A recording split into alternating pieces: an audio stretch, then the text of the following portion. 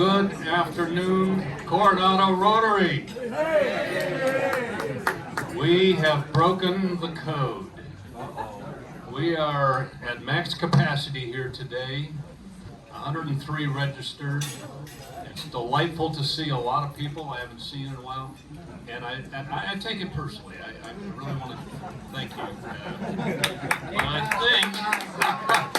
But I think we know why this is happening. So it's a great, it'll be a great venue today. I'm really looking forward to, as I know all of you are, to hearing from the financial panel, and so we'll kick off the business section and kind of power through that and give them a little extra time, because I know everybody's interested in what they have to say. Just admin note first, if you are on the Coronado Yacht Club Wi-Fi circuit, please go off on that so everybody that's zooming in can get this without interruption. And I'll now introduce Brenda, Joe, Robyn for the invocation and pledge.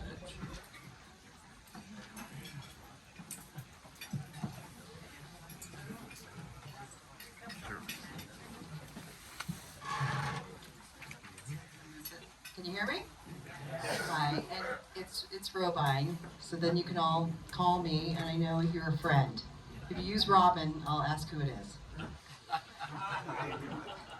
President Rob, respected members of Rotary, and honored guests. In the tapestry of our professional lives, we are not just contributors to commerce, we are architects of communities and stewards of change. Our roles extend far beyond transactions, embodying a profound opportunity to shape lives and create lasting legacies. In our pursuit of excellence, let us uphold the Rotary motto, service above self. May our successes be measured not only in financial gains, but in the lasting impact we have on the lives of those we touch. Let us now join our hearts in a moment of prayer, expressing gratitude for the opportunities bestowed upon us. In the realm of business and professionalism, may our actions be guided by wisdom, our endeavors fueled by empathy, and our impact a testament to the enduring power of service. In the name of unity, purpose, and the shared vision of a better world, we offer this invocation and prayer. Amen. Now the pledge.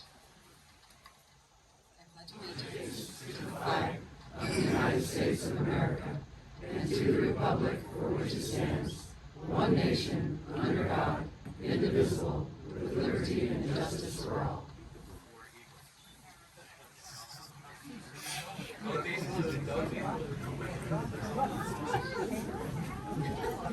Okay, past President Dan Orr coming up to talk about visiting Rotarians and guests.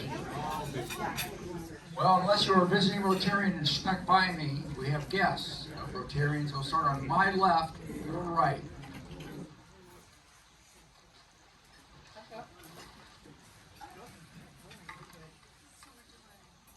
You don't have any visiting Rotarians. I wasn't paying attention, sorry. President Bob, fellow Rotarians and guests. First of all, I would like to introduce our Fire Chief, Jason Summers. He's an honorary member in this club, and I do want to say one thing to him from our club. Thank you so much for letting us use the fire department for our Santas, for Rotary Santas. We really appreciate that. And now I want to introduce Brian Standing. He is a division chief for our fire department. And then a special guest who has just turned in his paperwork for membership is Bob Weisman.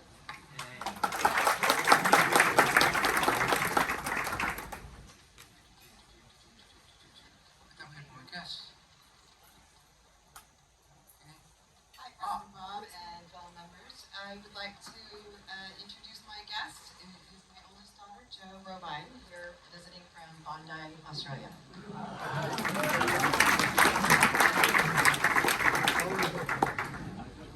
Call back in the right corner. I'd like to introduce my special guest, my helpful and handsome husband, John.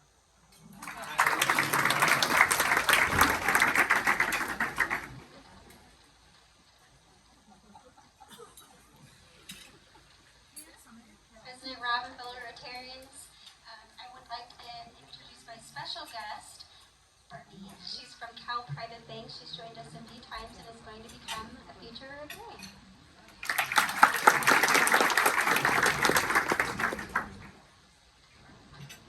President Bob, past President Dan, and the rest of y'all. It's my pleasure to introduce Michelle Ebert, who is here joining us again, who has also put her application in to join our club.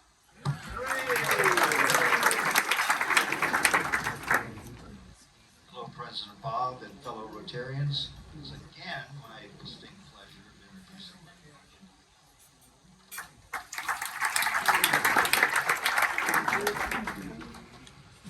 Fellow Rotarians, I'd like to introduce my good friend Don Smith of Coronado. I'll be a Rotarian. That it? No, I have more. President Bob, Oh, wait. my friendly Rotarians, and your guests, I'd like to introduce my daughter, and the mother of my grandson, Sheila Braun.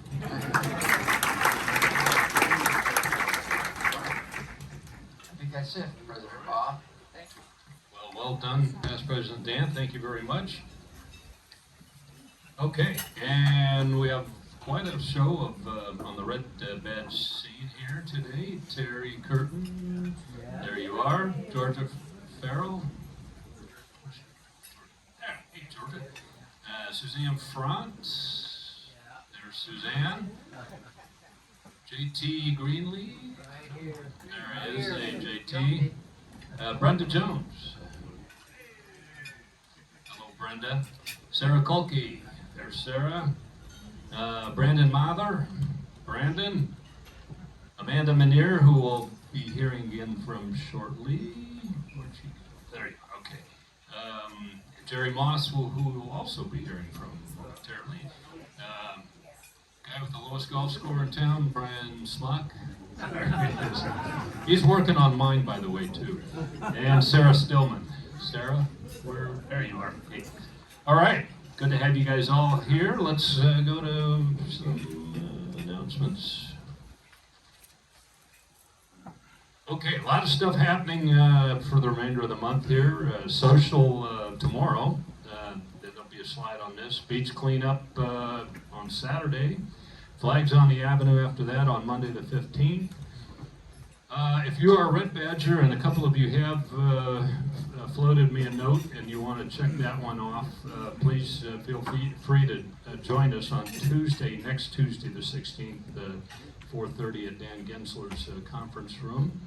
And on the 25th, we will have an alternate meeting. And in particular, the Rotary Social and the alternate meeting, I'll talk to here in a minute as well, are great opportunities for you. If you have trouble getting to this thing, as I know a lot of you do, because we've just got such a great attendance number today, but I know a lot of you have a hard time getting to a midweek, midday meeting. I did myself for many years. Those are great opportunities to stay engaged. So please write those in your calendar and give them some thought. Next slide. So speaking of the social, this will be hosted at Pat Flynn's place, 5:30 to 7:30 tomorrow. Bring a beverage to share, a dish to pass, a reusable glass because we're off plastic, right? Committee to Protect the Environment, and a jar of peanut butter. And if you forget that, we'll talk some more on a subsequent slide, but if you were smart enough to bring one today, there's a drop-off point there as well. Okay, next slide. All right, the golf tournament. We had a kickoff meeting yesterday. Thank you, Pat Stark. And do you want to make a comment, or you want me just to go? No. Yeah, I know. He never loses an opportunity to. But first, President Bob, I do have to comment on the guy walking around with a Michigan hat, waving it to everybody. I'm not sure how appropriate that is either. Well, all right, back to golf. Congratulations. Golf. All right, we are live. CoronadoRotaryGolf.com. You can go and sign up. And remember, if you are one of the first 10 teams to sign up, somebody on your team has a shot at $100,000. You can make that happen. So get signed up. If you're not a golfer, but you want to support your Rotary Club, because this is a big chunk of work comes from to run everything, consider being a donor, consider being a sponsor. We have several sponsor levels, starting at 5, going to 10, where you could set a new standard. So anyway, sign up for our golf tournament. If you know people that want to play golf, get them signed up. Thank you, President Bob. Thank you, President-elect Pat Stark. All right, next slide. Okay, wow, look at that. If you want to learn something about the F-35, then mark your calendars for the alternate meeting on Thursday, January 25th. The address is up there. We would like you to pre-register. You can do that on the website. And the actual show time is 5:30 to 6 for food, wine, and the social hour, half hour, I guess. And then the program will be from 6 to 7. So if you're challenged making a meeting like this one today, this is a great opportunity to stay engaged. So please give that some thought. Next slide. Come ski with us at ISFR. If you haven't signed up, see me and I'll give you the details. Next slide. And back to peanut butter. Okay, we need peanut butter. Please consider donating it. Bring a jar to the social tomorrow if you're coming to that. Otherwise, you can drop it bring it with you to the meeting and drop as we've done today. And let's work on keeping people from being hungry. Next slide. Just a quick district announcement. If you want to get some good insight into how they're thinking on membership, this is being presented again. I think they do this a couple times a year. But Saturday, January 20th, get yourself a cup of coffee. You should go to the website and register, and they'll feed you a Zoom link. Okay, let's see. I have the last thing. I'm going to audible. Jerry Winter is recovering, and the first indication we had was, hey, he'd love to hear from his Rotary pals, but maybe not in such high volume. So no need to call him or text him at that number that was sent out anymore. And where's Nora? Why don't I let you? We have some cards going around, and Nora can talk to those. Bob, fellow Rotarians, yes, I echo your sentiment. Thank you so much for all of your kind calls to Jerry. He does have a little bit of hard hearing on the phone, so I think text messages are appreciated, and we just appreciate all the love and support. So Jane Simmerall and I have 2 cards going around. So if you don't mind returning them to either us or Carol Summer, or leaving them at the front at the end, we'll make sure those get to Jerry, and he knows how much we all listen, and we're thinking of you. Thank you. Thank you, Nora. I'll turn it over to past President Luann for some CCAT. Thank you, President Baum. Okay, question. Are you prepared to save a life? To save a life till help arrives. Your life, someone in your family, a neighbor, or a stranger. I think if we ask most of the people in this community, a majority of them would say, I don't know, I don't feel comfortable, I don't think so. So that's why about a year ago, members of our Rotary Club and of the fire department, and specifically Chief Summers, came up with this class. It's called CCAT, and it's Citizens Casualty Awareness Training. And as you can see, this class is free. It's an hour-and-a-half long, and it is supported by, and you can see at the bottom, our Coronado Rotary Club, the City of Coronado, the Coronado Fire Department, the Police Department, and Sharp Hospital. So you ask, okay, why should I take this class? What is C-class? What would I learn? First of all, do you know what to do if there was an active shooting? Do you know what to do? One thing. If there was someone that was bleeding profusely, could you help them? And people bleed out and die in 5 minutes if they don't get help. Do you know what a bleed out kit is? Do you know what it is? Do you know what's in it? Do you know how to use it? Currently, there are bleed out kits in our schools, in our city hall, and our public buildings. We will be having them in our churches, in our private schools. You need to know how to use these kits. Next thing is, do you know how to do chest compressions to save a life? They don't do CPR and mouth-to-mouth anymore. It's chest compressions. Do you know how to use an AED? And if you're like me, not so sure, I don't even know if I'd feel comfortable using it. That is what everything in this class you learn. And I can't tell you enough how important it is for this entire community. So next I want to introduce, which I already did, Brian Standing, who's a division chief with our fire department. And Brian is with us for every CCAT meeting that we have, and he helps teach that. So we're very thankful to have him.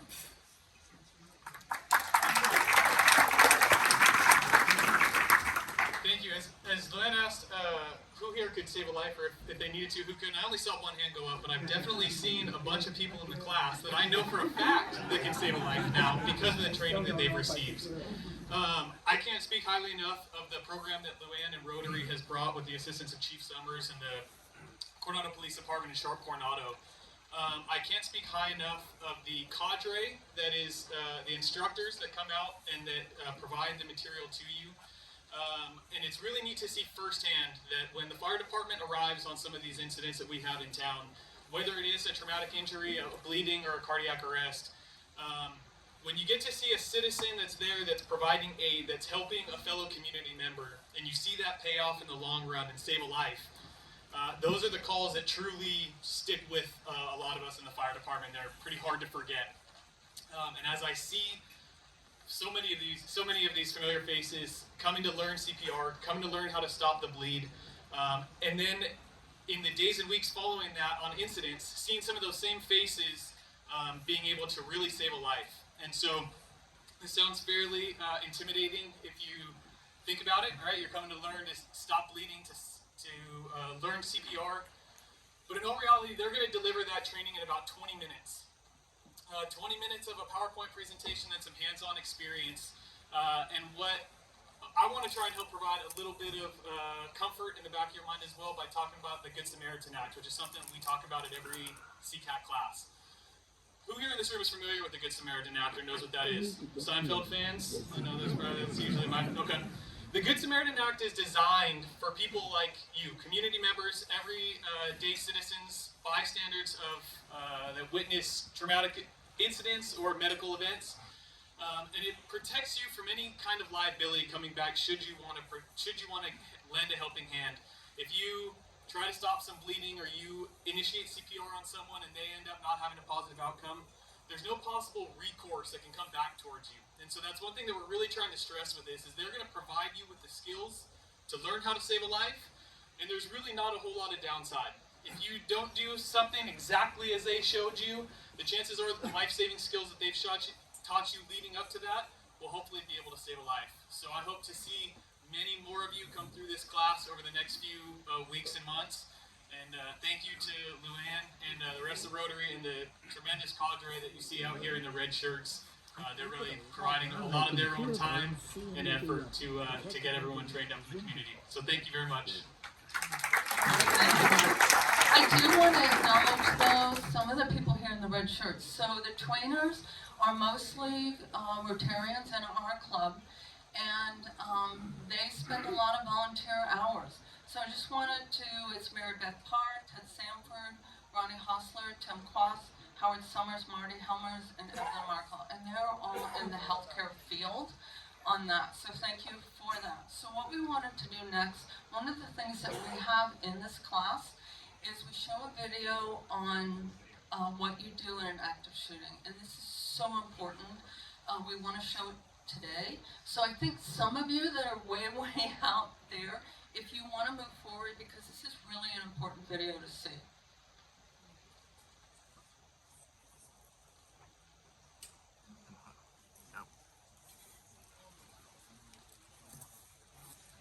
While we're waiting, this is for the FBI, and it's a scenario at a bar.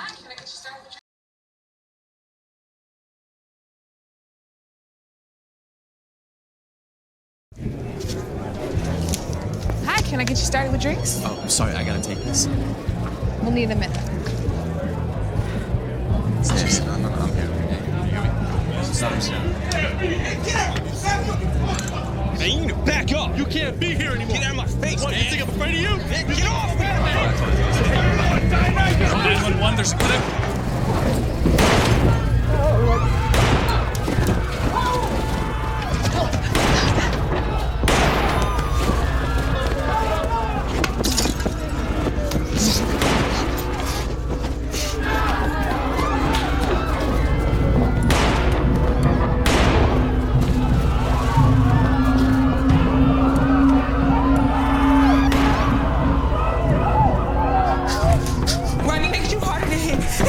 Chances of survival.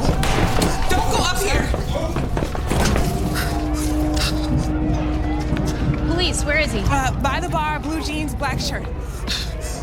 Empty hands up, follow their instructions. I'm in the direct line of fire if I head for either exit, but I have other options to help me survive.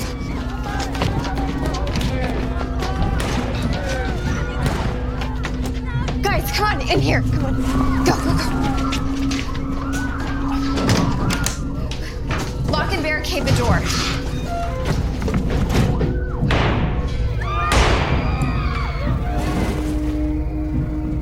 Both my exits are blocked by the shooter. I gotta stay hidden. I'm no victim. I'm ready for this. He's applying direct pressure to the wound to stop the bleeding until we can find a tourniquet. In the meantime, turn off your phones and make a plan to defend yourself. We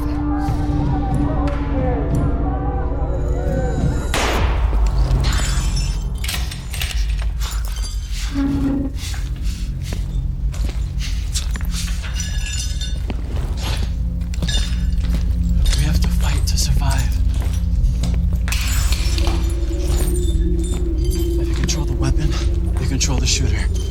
I'll go for the gun. He'll go for his arms. The bartender will go for the head.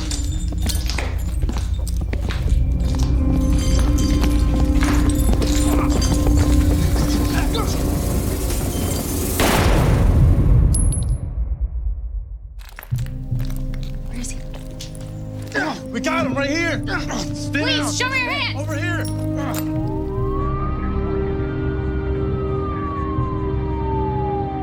You can survive a mass shooting if you're prepared.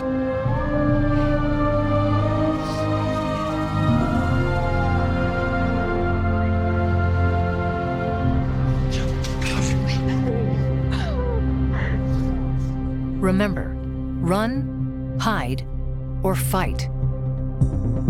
Run. Wherever you go, be aware of alternate exits. Quickly and cautiously evacuate in a direction away from the attacker. Don't hesitate. Seconds matter. Remember windows and emergency exits. Leave belongings behind. Keep your empty hands raised and clearly visible when exiting a building. Follow all instructions from the police. Don't stop until you're sure you've reached a safe location. Hide. If there is no safe escape route, find a good hiding place. Lock and barricade the door. Silence cell phones. Prepare a defense plan. Fight. Fight only as a last resort. Use available objects as improvised weapons. Use teamwork and surprise. A coordinated ambush can incapacitate an attacker. You're fighting for your life. Don't fight fair. Stop the bleed.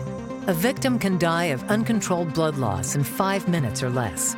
Apply pressure or a tourniquet to control severe bleeding. Go to fbi.gov/survive to learn more.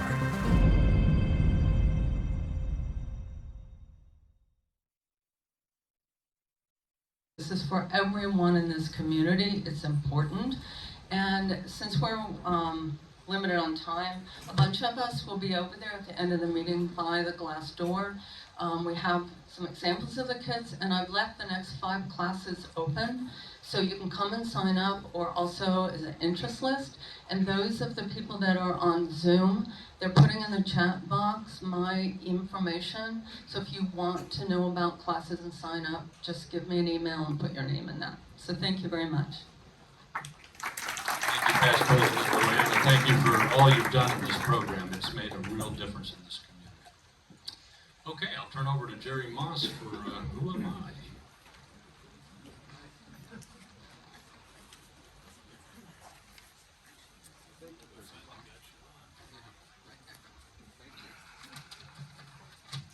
Well, I'm going to have to give you the cliff notes because I was told 2 minutes is my allotted time.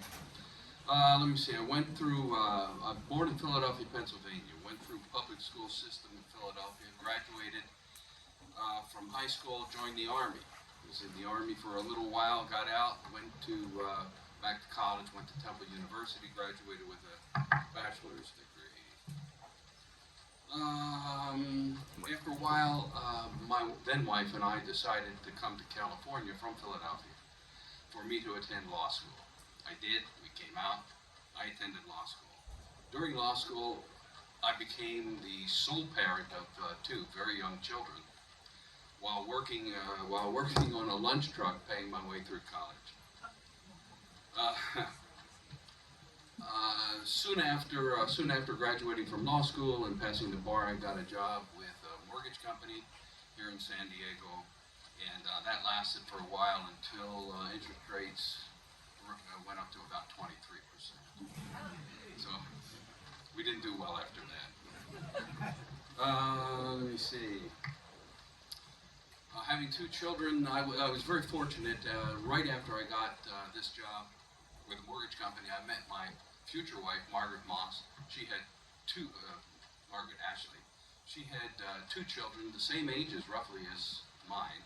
So we raised 4 children, married in 78 or 79.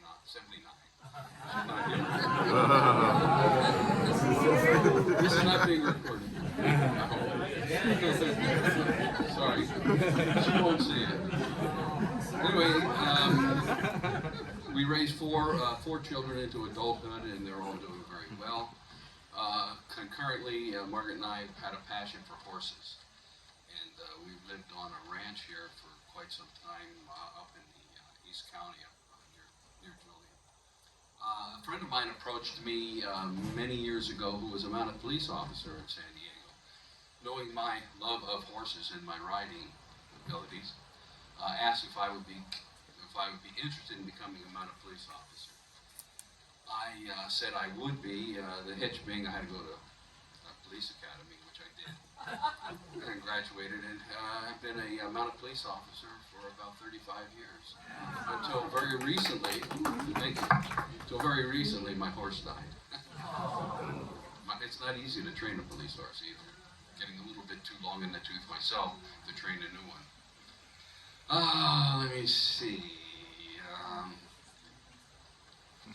Met John Duncan in 1999. John and I became partners in a law firm, which fortunately had done quite well. Also, during this period of time, I was asked by president of Park University in Parkville, Missouri, to be on the Board of Trustees, for which I did serve for a period of 9 years. I was turned out, basically. Well, that's my story. That's who I am.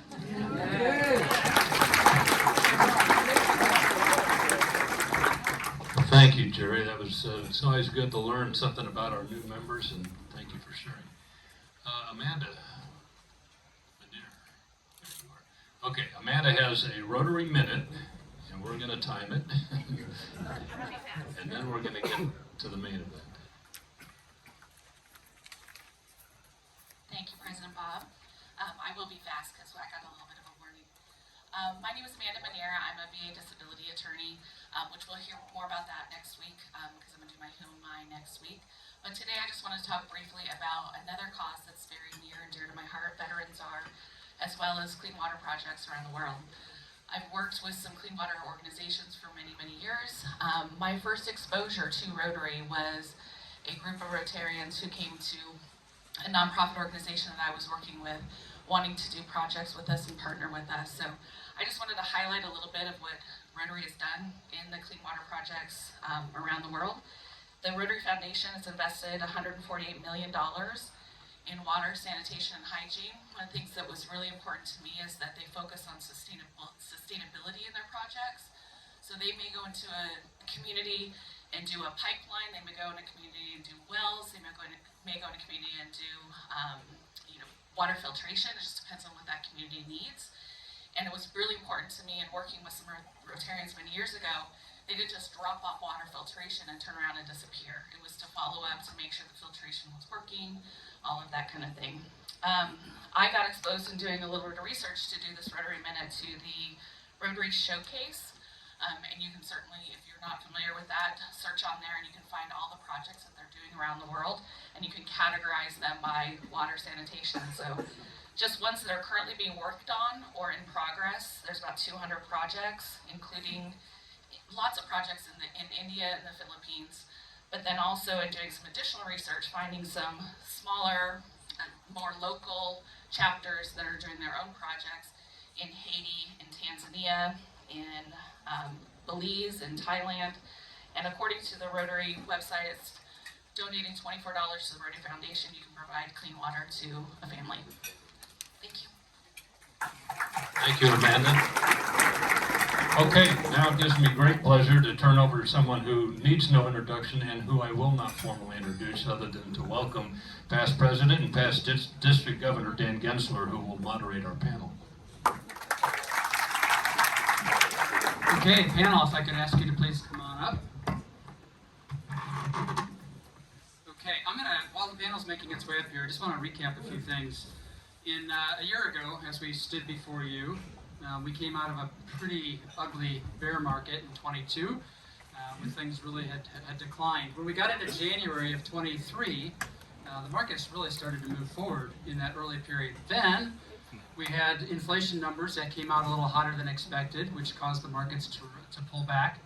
And that was compounded with some bank failures that we had in there. And then the market started to celebrate again, only to get to the debt ceiling challenge that we had in May that worked itself out in early June. And the markets then forwarded into the end of July, and then we got into a period of time, August, September, and October, where the markets just didn't know which way things were going to go, where the Fed was going to stop, when interest rates were going to start coming down, when inflation was going to tame itself.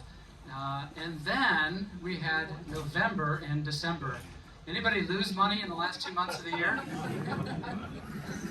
We really got blessed with a great period, a great couple of months within the markets. So let me begin. I want to introduce our panelists.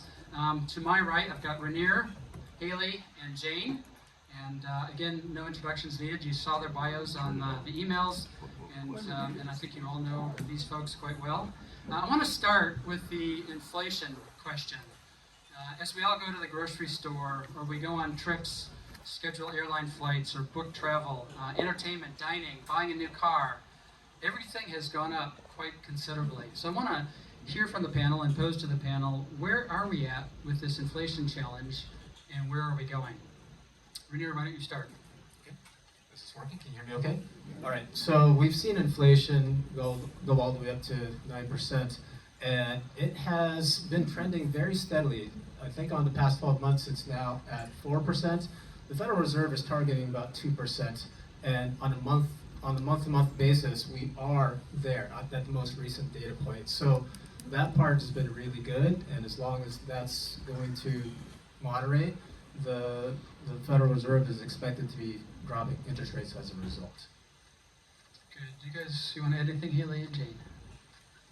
Sure. I would just say that, like Rainier said, that we did see a peak back in June of last year, around 9%. In November, it was around 3%. And the progress towards inflation has been remarkable. We're shooting for that target to be around 2%, or the Federal Reserve Committee is shooting for a 2%, but Edward Jones as a whole believes that long-term inflation will probably be around 2.5%, and that's what we include in our plans. We believe inflation should continue to moderate at a good pace as we see a slowing in the economy, and we expect the Fed to slowly transition away from restrictive interest rate policy in 2024, which should provide greater support for U.S. stocks through the year. I agree with both Hayley and Rainier, but it's interesting interesting, we talk about this from an academic perspective, but as individuals, when we go to the grocery store, we go to the post office, we're not really feeling it yet. And maybe to a certain extent, we've become acclimated to that crushing purchasing power in both goods and services. So I like what you both said, and I'm very optimistic that we can start to see a decline in prices because we are in an environment of increasing GDP here in the United States. Great, thanks. And so on that inflation front question, there's always a common question I hear is, should I buy gold? Let me hear from you what you think about that. Go ahead, Rainier. Gold is traditionally seen as a hedge against inflation.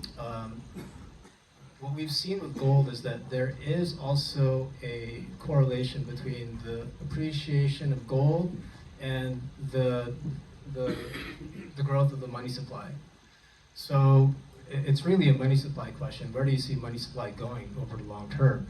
We've seen that the Fed has been restricting money supply by raising interest rates, by reversing their quantitative easing. It's now called quantitative tightening, and they're continuing to do that over the next few years. So I'm not particularly a fan of gold. It doesn't pay you any dividends, and Warren Buffett isn't a fan of it either. If I'm going to be looking for an inflation hedge, the best thing that we've got is a good blend of stocks and bonds. So I pass on gold. I'm not a fan, but if you want to have it, I don't think it would hurt. It would just not make you any particularly good rate of return, in my opinion. I agree with Rainier. Our certified financial analyst team created 3 hypothetical portfolios, and they looked at the performance over the last 40 years.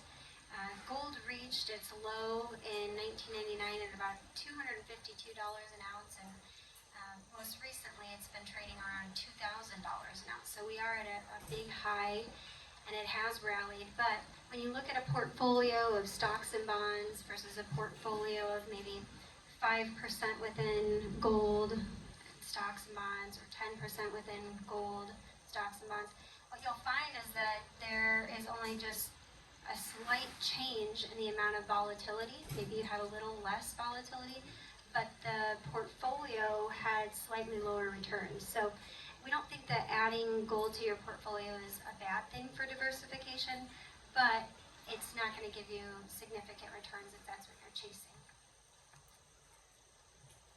Through the years, we hear that term gold bugs, that people really do like owning gold. So my opinion is, if a person truly is interested in owning gold, there's ways to do it through owning coins or owning gold bullion. You know, it's considered to be a very illiquid security. The problem is, if you buy gold, like an ETF or a gold mining company, it's going to trade in lockstep to the market. So very similar to the points that Hayley just made.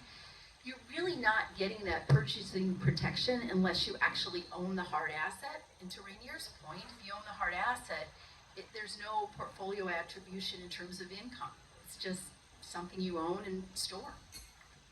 Great, thanks.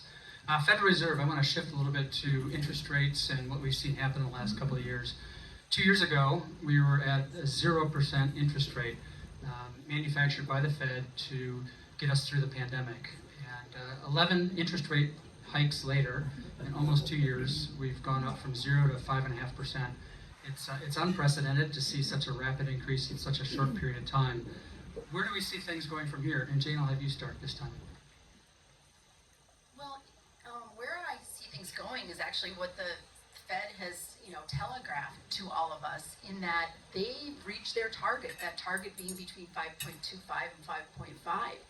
Really, it's to see what happens with wage growth, and really to see what's going to happen with, and wage growth also considers the full employment numbers, but also with inflation. But in terms of the overall target rate that the Fed had, they've achieved their goals. So we see that we think rates are going to moderate, and this isn't anything but kind of the consensus of the capital markets, that the Fed will hold for now and perhaps look to begin rate cuts perhaps in the latter part of 2024 or in the beginning of 2025.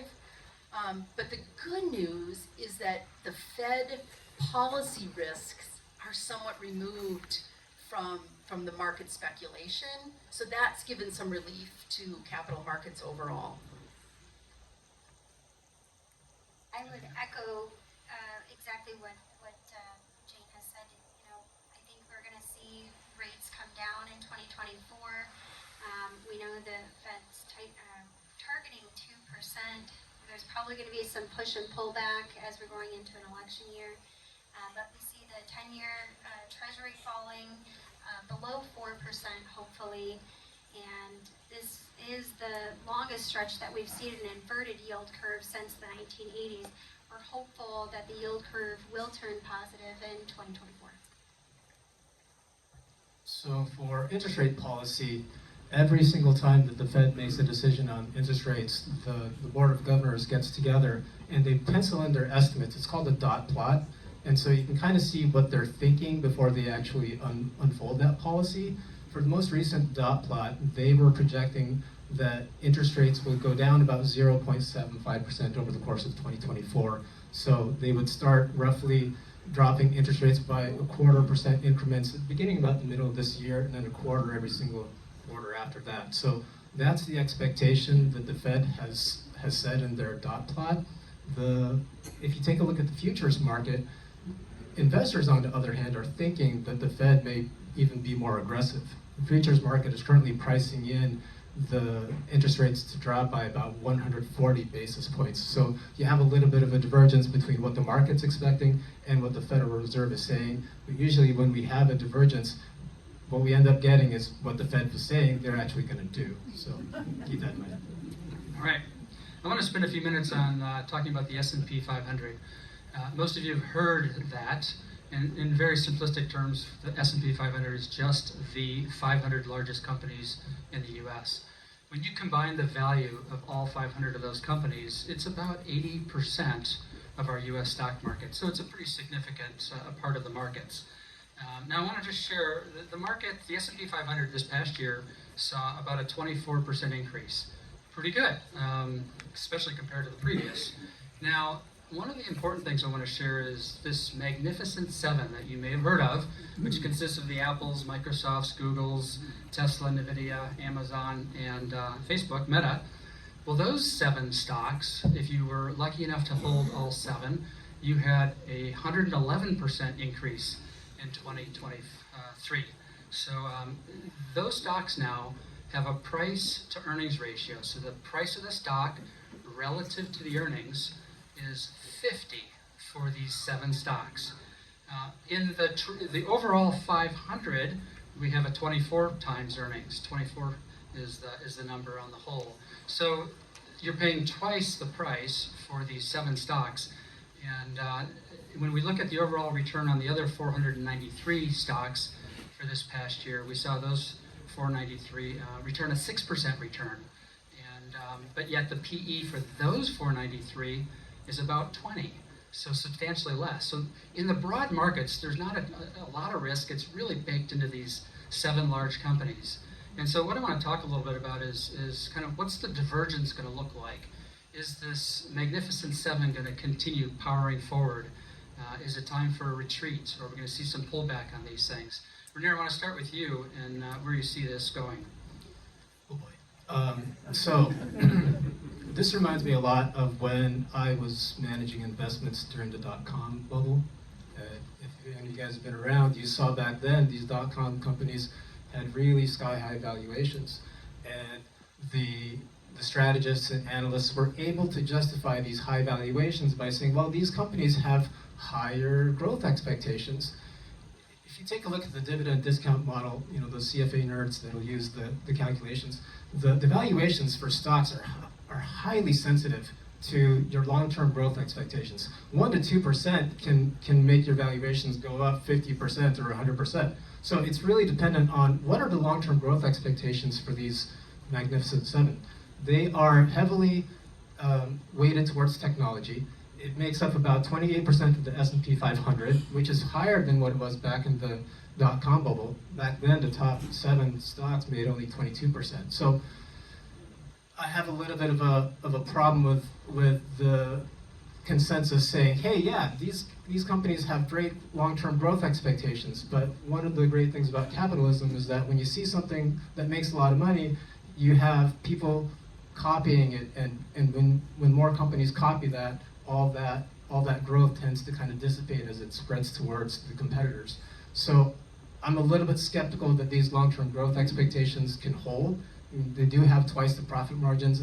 These companies have about 19% profit margins versus the typical S&P 500 company having about 10% profit margins.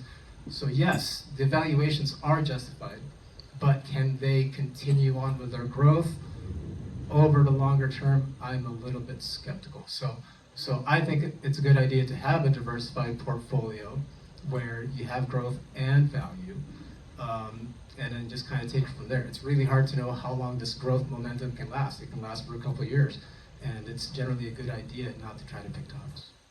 Good. Hayley, do you want to comment? Thank you.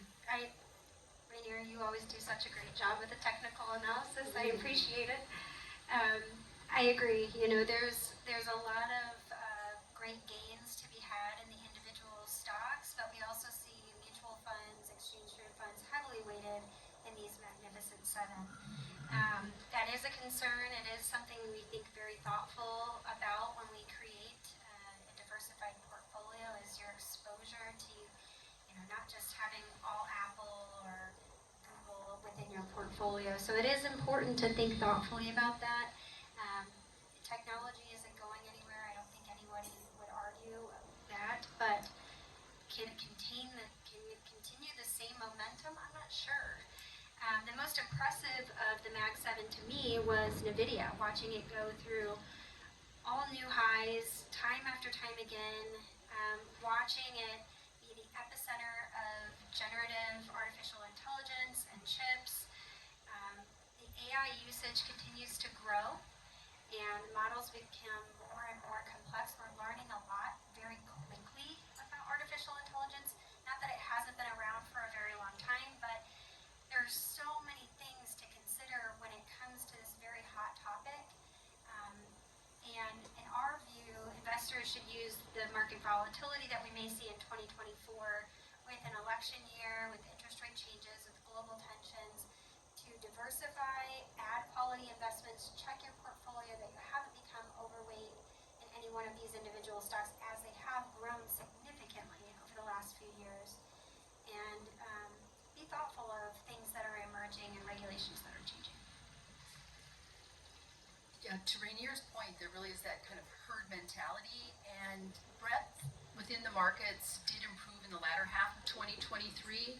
So I think if we could focus this year in 2024 on what those earnings growth opportunities are, and not just on the valuation plays that really make up that the 7 and left the 493 behind. So we think there's some great growth stories out there beyond just technology and that communication services sector, the 13 sectors. So we need to look for those growth stories out there, companies that have attractive earnings, power, and good relative valuations.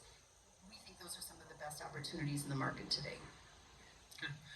In terms of the market overall, what are your feelings? We've had this, again, strong rally in the last part of the year.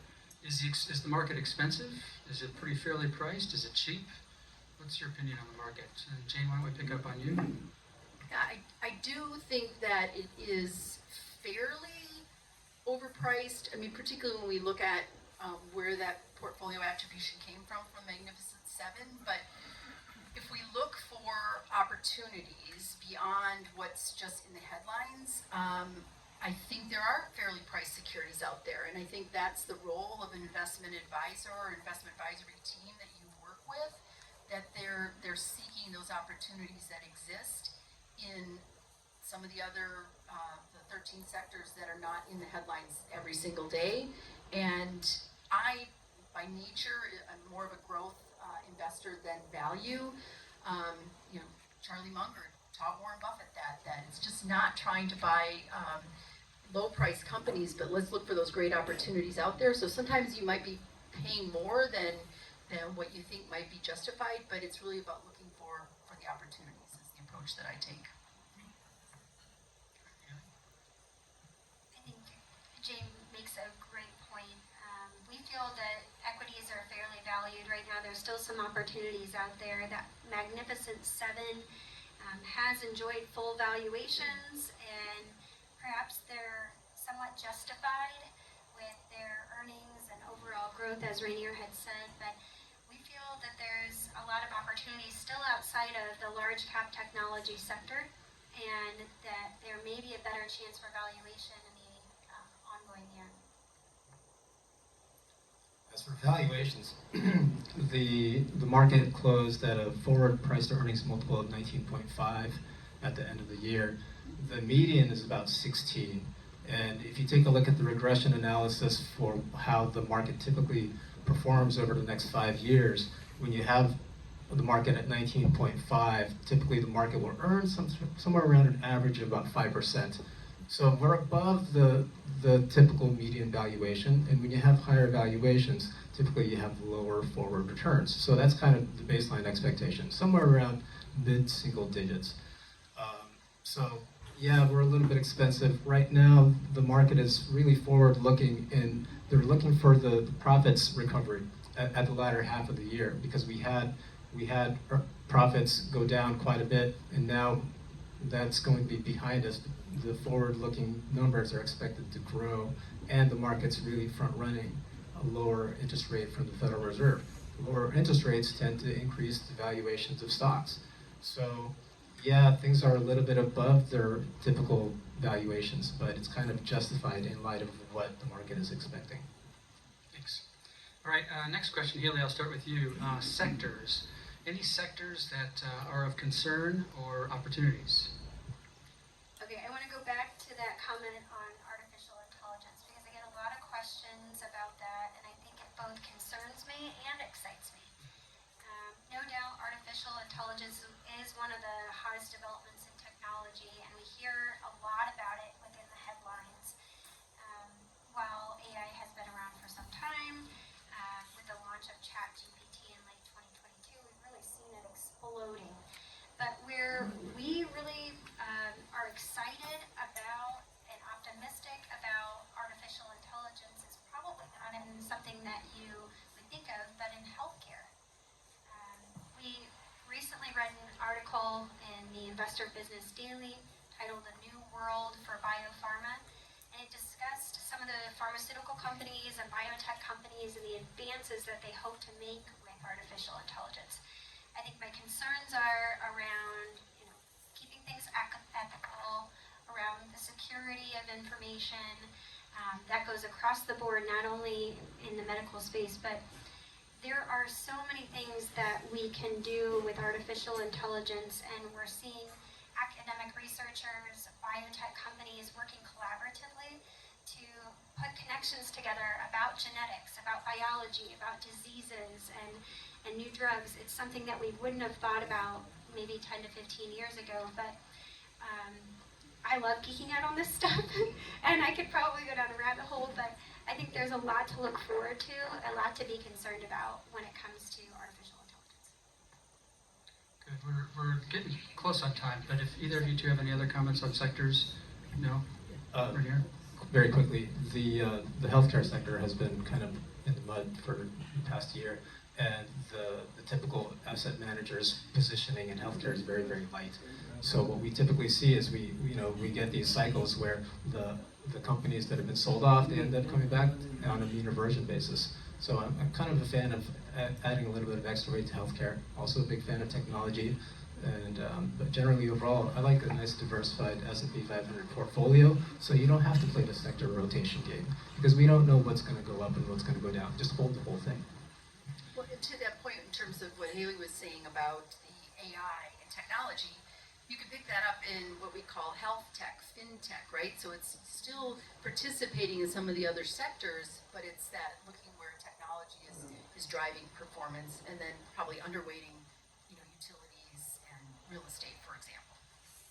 Jane, let me shift to you two now, come back on financial planning tips. So I want to just talk a little bit about the 529 conversion opportunity, and also the estate limit changes, potential changes coming in a couple of years. Can you speak to those? I'd be happy to. So I see Tammy Sankey's in the audience. Hello, Tammy. I think all the estate planning attorneys are going to be very, very busy over the next couple of years. I guess I'll start with the Roth conversion as an example first that Dan brought up. So basically what we're saying is that parents and grandparents have had concerns through the years that they were overfunding 529 plans. What if my grandchild does not go to college? So something that went into effect now in 2024 is that conversions can take place from those 529 education accounts to a Roth account. Now, an individual will be limited to having a $7,000 Roth contribution in 2024, but over their lifetime, they could convert $35,000 from a 529 plan to a Roth. And you know, we all love Roths because as long as you meet the requirements of the holding period, they will not be taxed and they're not subject to required minimum distributions. So that's what we want to say about the 529 Roth conversion. But the big kahuna really is what is going to happen when the Tax Cuts and Jobs Act sunsets at the end of 2025. So right now, an individual can either gift or exclude from their estate $13,610,000. So if someone dies in 2024, or if they choose to use their lifetime gift exclusion, they've got $13,610,000 that wouldn't be subject to tax, to gift or estate tax. So we're saying meet with your estate planning attorney, meet with your CPA, see what you can do in terms of gifting opportunities to family members, and also to be just aware that the tax rates themselves are subject to changing in 2 years from now.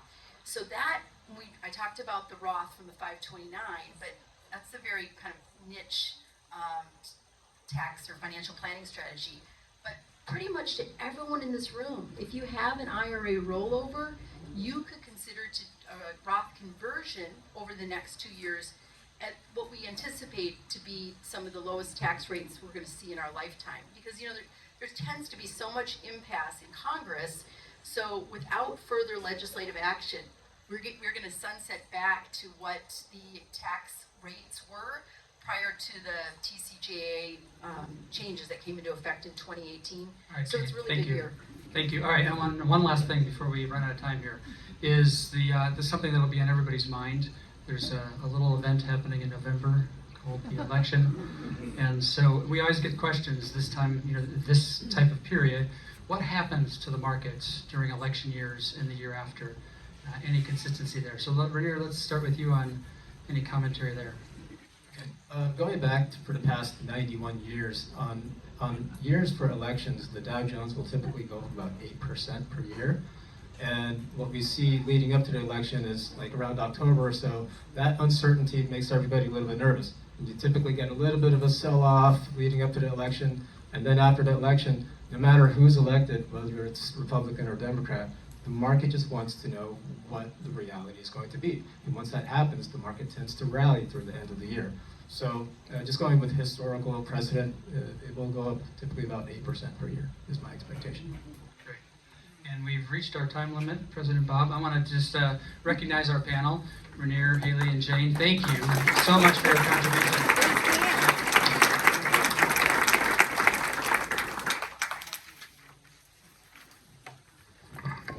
Well, Dan, Rainier, Hayley, and Jane, thank you. As you know, you can tell, your attendance and your presentation is very, very well appreciated here, and I know I speak for all of our Rotarians for thanking you for the insight that you've given us today, and I'm sure you'll be tackled on the way out of here. Dan, thank you so much for moderating the panel, and all that information will come with good value to us. For next week, we are at Coronado Yacht Club, and we'll be hearing a presentation on Alzheimer's research. In the meantime, have a wonderful Rotary week, and remember, service above self.